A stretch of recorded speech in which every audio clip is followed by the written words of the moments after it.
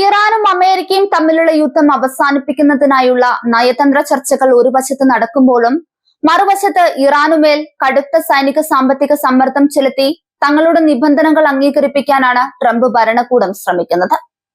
നിലവിൽ പ്രഖ്യാപിക്കപ്പെട്ടിട്ടുള്ള വെടിനിർത്തൽ കരാർ അവസാനിക്കാൻ ദിവസങ്ങൾ മാത്രം ബാക്കി നിൽക്കെ ഇറാന്റെ നിർണായകമായ ഊർജ്ജ മേഖലയെയും വൈദ്യുതി നിലയങ്ങളെയും ലക്ഷ്യമിട്ട് അതിശക്തമായ ആക്രമണം നടത്താൻ അമേരിക്കൻ സൈന്യം സർവ്വസജ്ജമാണെന്ന് പ്രതിരോധ സെക്രട്ടറി പീറ്റ് ഹെഗ്സെത്ത് മുന്നറിയിപ്പ് നൽകി. പെന്റഗണിൽ നടന്ന വാർത്താ സമ്മേളനത്തിൽ മുതിർന്ന സൈനിക ഉദ്യോഗസ്ഥരെ സാക്ഷിയാക്കിയായിരുന്നു അദ്ദേഹത്തിന്റെ ഈ പ്രസ്താവന. ഇറാൻ തങ്ങളുടെ ഭാവി തീരുമാനങ്ങൾ അതീവ വിവേകപൂർവ്വം കൈക്കൊള്ളേണ്ട നിർണായക ഘട്ടമാണിതെന്ന് ഹെഗ്സെത്ത് ഓർമ്മിപ്പിച്ചു.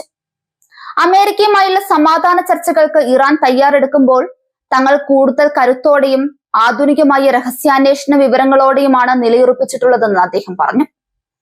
ഇറാന്റെ ഇന്ധന ഉൽപാദന കേന്ദ്രങ്ങൾ, പ്രധാനപ്പെട്ട വൈദ്യുതി നിലയങ്ങൾ, മറ്റ് അടിസ്ഥാന സൗകര്യങ്ങൾ എന്നിവയ്ക്ക് നേരെ തങ്ങളുടെ ആയുധങ്ങൾ ലോക്ക് ചെയ്ത് കഴിഞ്ഞുവെന്നും ഒരു ഉത്തരവ് ലഭിച്ചാൽ നിമിഷങ്ങൾക്കുള്ളിൽ അവ തകർക്കാൻ തങ്ങൾക്ക് സാധിക്കുമെന്നും അദ്ദേഹം വ്യക്തമാക്കി.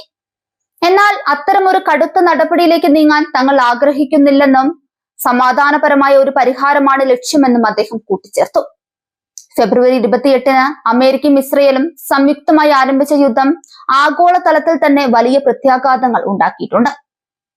ഈ യുദ്ധം അവസാനിപ്പിക്കാൻ പ്രസിഡന്റ് ഡൊണാൾഡ് ട്രംപ് താൽപര്യം പ്രകടിപ്പിക്കുന്നുണ്ടെങ്കിലും ഇറാൻ വഴങ്ങാത്ത പക്ഷം സൈനിക നടപടി തുടരുമെന്ന സൂചനയാണ് പുറത്തുവരുന്നത്.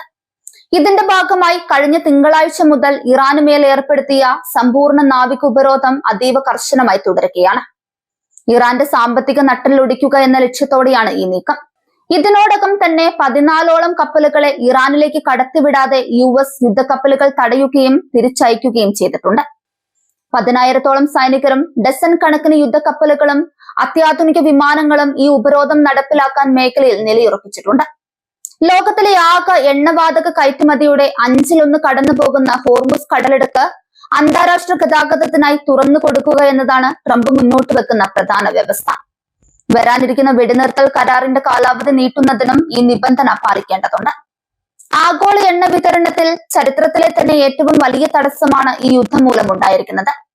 ഇറാനെ സംബന്ധിച്ചിടത്തോളം എണ്ണ കയറ്റുമതി പൂർണ്ണമായും തടസ്സപ്പെട്ടാൽ പരമാവധി 2 മാസം മാത്രമേ ആഭ്യന്തര ഉൽപാദനം കുറയ്ക്കാതെ പിടിച്ചു നിൽക്കാൻ കഴിയൂ എന്നാണ് സാമ്പത്തിക വിദഗ്ധരുടെ വിലയിരുത്തൽ. അതുകൊണ്ട് തന്നെ അമേരിക്കയുടെ നാവിക ഉപരോധം ഇറാന് വലിയ വെല്ലുവിളിയാണ് ഉയർത്തുന്നത്. ഈ ഉപരോധത്തെ മാന്യമായി പെരുമാറ്റമെന്നാണ് ഹെഗ്സെത്ത് വിശേഷിപ്പിച്ചത്. ഇതിലും കടുത്ത നടപടികളിലേക്ക് നീങ്ങാൻ അമേരിക്കയ്ക്ക് മടിയുണ്ടാകില്ലെന്നും ഇറാൻ ചർച്ചകളിൽ അനുകൂല നിലപാട് സ്വീകരിച്ചില്ലെങ്കിൽ വലിയ വില നൽകേണ്ടി വരുമെന്നുമുള്ള ഭീഷണിയാണത്. മിഡിൽ ഈസ്റ്റിലെ സൈനിക നീക്കങ്ങൾക്ക് നേതൃത്വം നൽകുന്ന US സെൻട്രൽ കമാൻഡ് മേധാവി അഡ്മിറൽ ബ്രാഡ് കൂപ്പറും സമാനമായ നിലപാടാണ് പങ്കുവച്ചത്. യുദ്ധഭൂമിയിലെ മാറുന്ന സാഹചര്യങ്ങൾക്ക് അനുസൃതമായി തങ്ങളുടെ സൈനിക തന്ത്രങ്ങളിലും സാങ്കേതിക വിദ്യകളിലും മാറ്റങ്ങൾ വരുത്തുന്നുണ്ടെന്ന് അദ്ദേഹം അറിയിച്ചു. അതേസമയം ചർച്ചകൾ പരാജയപ്പെട്ടാൽ നിമിഷങ്ങളുടെ വ്യത്യാസത്തിൽ പൂർണ്ണ തോതിലുള്ള യുദ്ധത്തിലേക്ക് മടങ്ങാൻ അമേരിക്കൻ സൈന്യം തയ്യാറാണെന്ന് joint chief of staff chairman general Dan Kane വ്യക്തമാക്കി.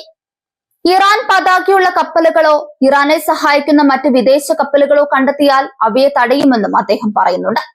മിഡിൽ ഈസ്റ്റിൽ മാത്രമല്ല ഇന്തോ പസഫിക് മേഖലയിൽ വരെ ഇത്തരത്തിലുള്ള പരിശോധനകൾ നടത്താൻ US നാവികസേനയ്ക്ക് നിർദ്ദേശം നൽകിയിട്ടുണ്ട്.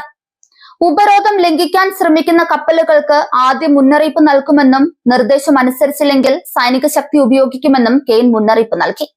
ഇറാന്റെ പ്രാദേശിക കടൽ പരിധിയിലും അന്താരാഷ്ട്ര ജലപാതകളിലും ഈ പരിശോധനകൾ ഒരുപോലെ നടക്കും.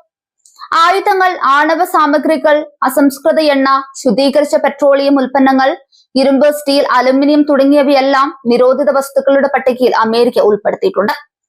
ഏത് കപ്പലിലും കയറി പരിശോധന നടത്താനും പിടിച്ചെടുക്കാനുമുള്ള അവകാശം തങ്ങൾക്കുണ്ടെന്നാണ് US നാവികസേനയുടെ പുതിയ അറിയിപ്പ്. ഇത് ഇറാനിലേക്കുള്ള അവശ്യ വസ്തുക്കളുടെ നീക്കത്തെ പോലും ബാധിക്കാനിടയുണ്ട്. എങ്കിലും ഇറാൻ ഈ സമ്മർദ്ദ തന്ത്രങ്ങളെ പൂർണ്ണമായും തള്ളിക്കളയുന്നില്ല. US-ഉമായുള്ള ചർച്ചകളിൽ അനുകൂലമായ ഒരു കരാറുണ്ടായാൽ ഹോർമുസ് കടലിടുക്കിന്റെ ഒമാൻ ഭാഗത്ത് കൂടി കപ്പലുകൾക്ക് തടസ്സമില്ലാതെ സഞ്ചരിക്കാൻ അനുവദിക്കാമെന്ന് ഇറാൻ നിർദ്ദേശിച്ചതായി ടെഹ്റാനിൽ നിന്നുള്ള വിവരങ്ങൾ സൂചിപ്പിക്കുന്നു.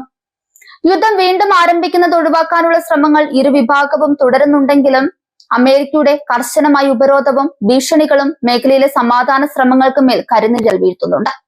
വരും ദിവസങ്ങളിൽ നടക്കുന്ന ചർച്ചകൾ പശ്ചിമേഷ്യയുടെ ഭാവി നിർണ്ണയിക്കുന്നത് നിർണായകമാകും.